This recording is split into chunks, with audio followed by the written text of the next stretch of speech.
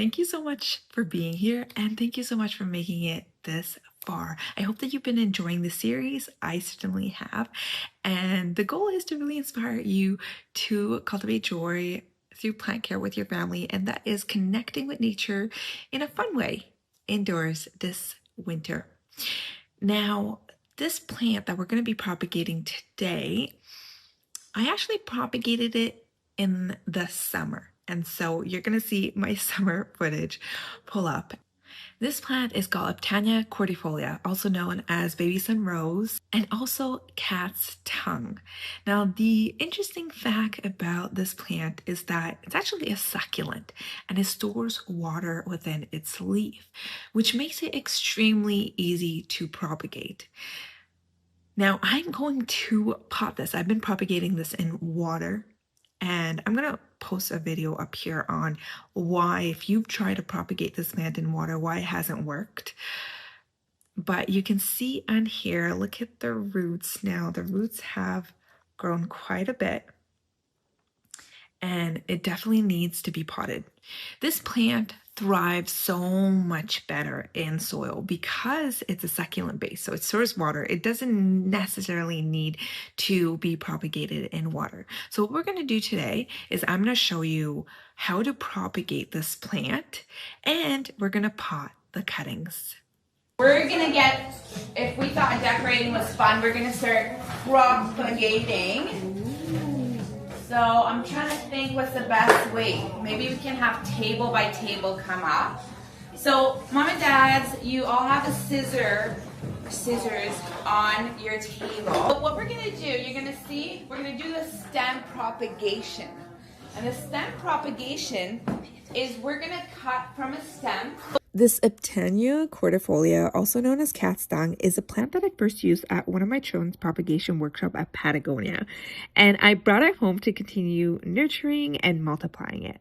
The first thing I did was remove all the dry leaves, giving a plant a fresh start and making it easy to select healthy cuttings, which is very important. And when taking cuttings, I focus on stems with clear nodes and healthy leaves, which the nodes are where the new roots form. I propagated some cuttings in water so that we can watch the roots grow, but typically you want to grow in the soil, and it's more of a traditional or more common approach. Aptenia Cordifolia is a hardy, easy to grow succulents that thrive in well-draining soil and is often used as annuals in Canada because it spreads quickly and produces these bright, vibrant flowers throughout the growing season. Now, an interesting fact is that this plant has small, vibrant pink, I would say almost magenta flowers that bloom for months. It's absolutely beautiful, and it adds color to your garden and to your containers. It's also very resilient and low maintenance, and so you don't really have to worry about constantly watering it. Now, once the water propagation cutting showed some roots, now I'm gonna transfer it and repot it in my favorite berry plant succulent soil, which provides excellent drainage and encourages healthy roots.